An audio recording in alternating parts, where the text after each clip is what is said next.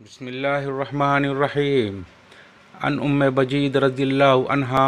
قالت قلت یا رسول اللہ ان المسکین یقف علی بابی حتی استحی ولا اجد فی بیتی وما ادفع فی یدہ فقال رسول اللہ صلی اللہ علیہ وسلم ادفعی فی یدہ ولو زلفا محرقا۔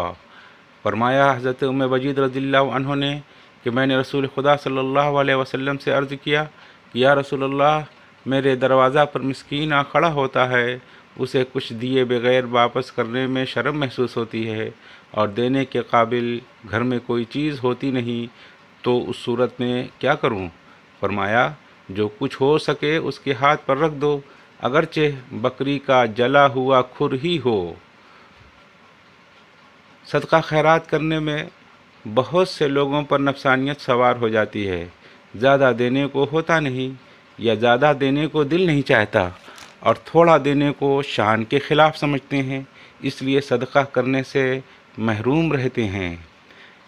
رحمت للعالمین صلی اللہ علیہ وسلم نے جو اس حدیث کے آخری لفظ فرمایا کہ جو کچھ ہو اس کو دے دو، تھوڑے بہت کا خیال نہ کرو، اگر کچھ بھی نہ ہو تو بکری کا جلا ہوا کھر ہی دے دو، یہ بطور مثال کے فرمایا۔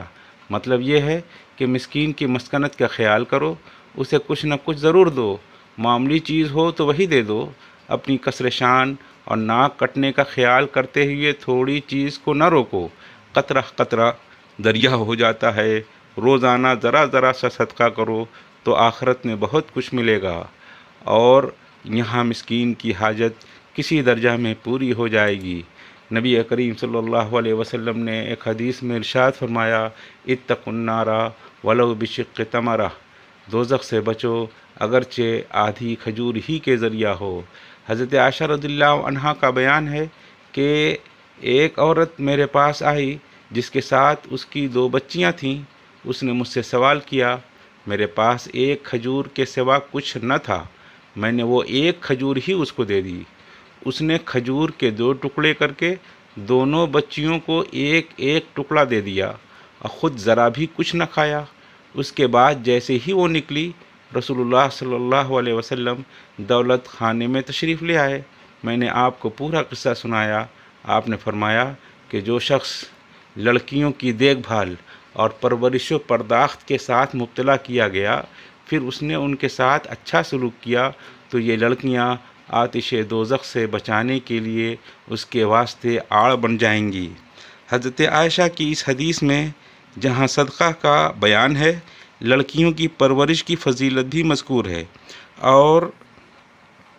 اس سے کما کر دینے کی امیدیں بھی وابستہ نہیں ہوتی ہیں، اس لیے بہت سے خاندانوں میں لڑکیاں مظلوم و مقہور ہو کر زندگی گزارتی ہیں، ان کے واجب حقوق بھی پامال کر دیے جاتے ہیں، چاہے جائے کہ ان کے ساتھ حسن سلوک اور اچھا برتاؤ کیا جائے۔ رسول اللہ صلی اللہ علیہ وسلم نے لڑکیوں کی پرورش کرنے اور خیر خبر رکھنے والے کو بشارت سنائی ہے، ایسا شخص دوزخ سے محفوظ رہے گا، اور لڑکیوں کی یہ خدمت اس کے لیے دوزخ سے بچانے کے لیے آڑ بن جائے گی۔ اپنی لڑکی ہو یا کسی دوسرے کی، یا دوسرے مسلمان کی یتیم بچی ہو، ان سب کی پرورش کی یہی فضیلت ہے۔ بہت سی عورتیں سوتیلی لڑکیوں پر ظلم کرتی ہیں، اور بہت سے مرد اپنی بیوہ لڑکی یا غیر شادی شدہ لڑکی سے گھبرا جاتی ہیں جس کا نکاح ہونے میں کسی وجہ سے دیر ہو، اور بعض مرد نئی بیوی کی وجہ سے پہلی بیوی کے اولاد پر ظلم کرتے ہیں۔ ایسے تمام لوگوں کو اس حدیث سے سبق حاصل کرنا چاہیے۔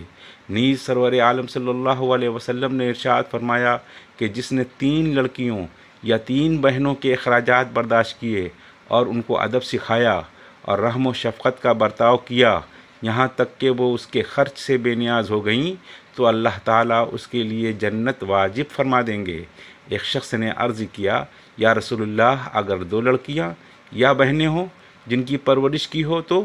اس کے بارے میں کیا حکم ہے؟ فرمایا اس کے لیے بھی یہی فضیلت ہے۔ راوی کہتے ہیں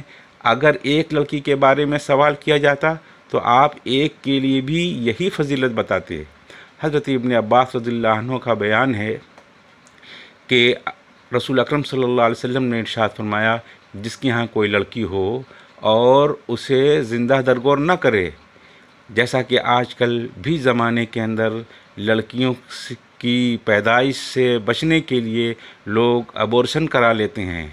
اور مرد حضرات بھی لڑکیوں کی پیدائش پر خوش ہونے کے بجائے اپنے لیے عار سمجھتے ہیں۔ اس لیے ایسے لوگوں کو اس حدیث سے سبق حاصل کرنا چاہیے کہ اگر اس نے ان بچوں کی پیدائش پر خوشی کے اظہار کے ساتھ وہ ان کی دیکھ بھال اور ان کے ادب و تعلیم کا لحاظ کیا